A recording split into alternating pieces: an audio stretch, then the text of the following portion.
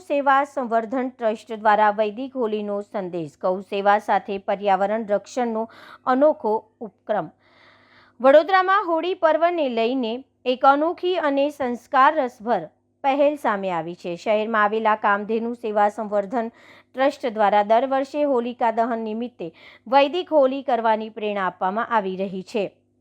ગૌશાળામાં તૈયાર કરવામાં આવતી ગોબરની બનેલી હોલી દ્વારા પર્યાવરણ સુરક્ષા અને ગૌ સેવાનું અનોખું સંકલન કરવામાં આવી રહ્યું છે।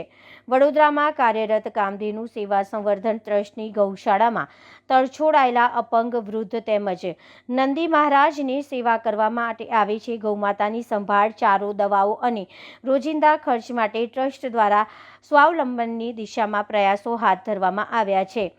હોલિકા દહન માટે ગોબરથી બનાવવામાં આવતા ઉકાળા અથવા કંડા દ્વારા વૈદિક હોલી કરવામાં આવે છે, જેનાથી વૃક્ષોનું સંરક્ષણ થાય છે અને પ્રદૂષણમાં ઘટાડો થાય છે। ટ્રસ્ટના જણાવ્યા મુજબ ગૌશાળામાં તૈયાર થતા આ ગોબર કંડા માત્ર ધાર્મિક માન્યતાઓને અનુરૂપ જ નહીં પણ વૈજ્ઞાનિક રીતે પણ પર્યાવરણને અનુકૂળ છે। આ વર્ષે વડોદરા શહેરમાં અત્યાર સુધી અંદાજે 100 જેટલી જગ્યાએ વૈદિક હોલી માટે ગોબર કંડાનો ઉપયોગ કરવામાં આવ્યો છે। ઉપરાંત અન્ય શહેરોમાં પણ આ કંડાનો સપ્લાય કરવામાં આવી રહ્યા છે, જેથી વધુમાં વધુ લોકો પરંપરાગત અને પ્રાકૃતિક મિત્ર હોળી તરફ વળી રહ્યા છે। હોળી જેવો રંગનો તહેવાર હવે માત્ર ઉજવણી પૂરતો નહીં પરંતુ સંસ્કૃતિ, સેવા અને પર્યાવરણ જાગૃતિનો સંદેશ પણ આપતો બન્યો છે।